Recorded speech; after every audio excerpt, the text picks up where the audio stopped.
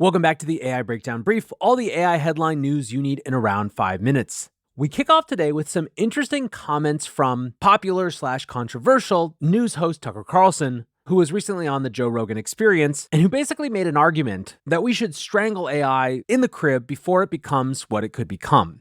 Let's actually listen to a short clip of their conversation to get a sense for what he was talking about. AI, Ted Kaczynski was likely right, will get away from us. We will be controlled by the thing that we made. All those are bad. Like, that's just bad. And we need to say unequivocally, it's bad. It's bad to be controlled by machines. Right. Machines are helpmates. Like, we created them to help us, to make our lives better, not to take orders from them.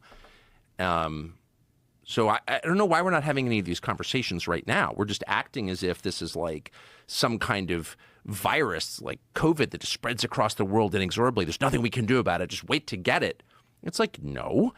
If we agree that the outcome is bad, and specifically it's bad for people, we should care what's good for people. That's all we should care about. Is it good for people or not?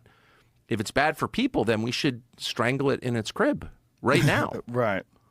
And why just blow up the data centers? Like, why is that hard? If it's actually going to become what you just described, which is a threat to people, humanity, life, then we have a moral obligation to murder it immediately. And since it's not alive, we don't need to feel bad about that.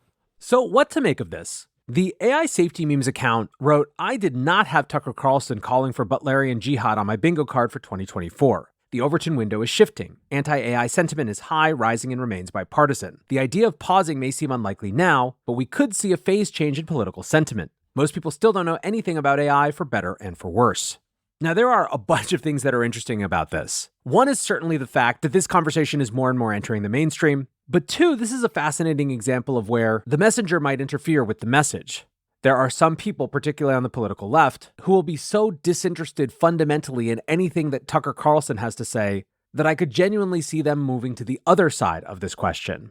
Now, that may be overstating the case a bit, but honestly not that much.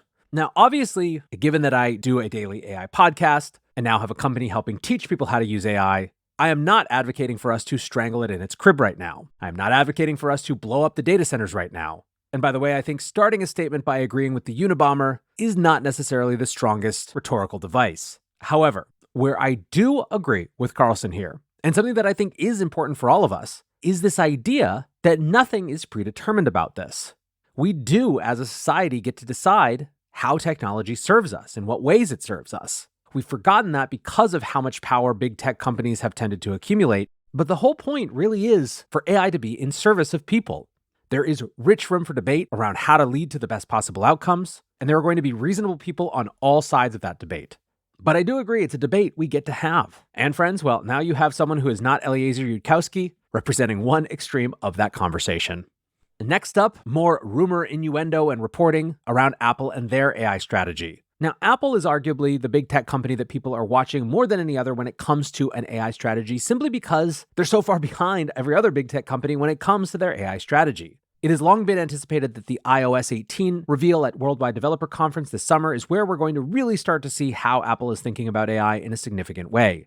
We've had at times some conflicting reports about how Apple is thinking about this. For example, they were apparently in negotiations with Google about bringing Gemini to the iPhone, but they've also clearly been working on their own LLMs. And indeed, Bloomberg's Mark Gurman, widely seen as the Apple whisperer of the business reporting world, said in a recent newsletter that all indications suggest that Apple's custom LLM will underpin iOS's upcoming generative AI features, and that it will run entirely on device rather than via the cloud. The way that Gurman puts it is this. He writes, "Apple's AI tools may be a bit less powerful and knowledgeable in some cases, but the company could fill in the gaps by teaming up with Google and other AI providers. The approach, however, will make response times far quicker, and it will be easier for Apple to maintain privacy.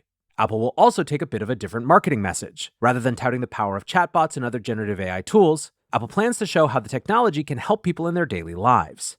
Basically, what Gurman is suggesting is that Apple will do as much as it can on device with its own custom AI, and it will look to do things that are different than what everyone else is doing. For example, perhaps bringing AI features to the health software across these devices, and simply use partnerships to make sure they have parity in areas that consumers would expect. Luckily, we don't have to wait all that much longer. WWDC is coming in June, although expect a lot more rumors to come between now and then. Lastly today, an interesting piece of cultural AI symmetry. One of the things that got the world really paying attention to AI music last year was when an anonymous artist dropped a track called Heart on My Sleeve. It had an AI version of Drake and an AI version of The Weeknd, and was frankly a complete banger. Now, the record labels involved quickly quashed every version of that, although you can still find it on YouTube. But now, a year later, Drake has dropped his own AI-aided track, where he has an AI Tupac and an AI Snoop Dogg participating in a diss track. Variety writes, "The beef between Drake and what continues to be a strong sect of the hip-hop community grows deeper. On Friday night, the rapper released a song on his social media entitled Tailor-Made Freestyle, which uses AI vocals from Tupac Shakur and Snoop Dogg on a stopgap between diss records as he awaits Kendrick Lamar's reply to his freshly released Push-Ups." Now, for people who study culture, there is so much in here to look at. The fact that it references that no one wants to drop anything when Taylor Swift is just dominating music in every way possible. But of course, the thing that we're interested in is the fact that there are AI artists on this track. If you want perhaps the most accurate reflection of how people felt, I'd suggest you check out Snoop Dogg's reaction on Instagram. He said, and I quote, "They did what? When? How? Are you sure? I'm going back to bed." As Vulture puts it, Snoop Dogg is all of us. Anyways, friends, that is going to do it for today's AI Breakdown Brief. Next up, the main AI Breakdown.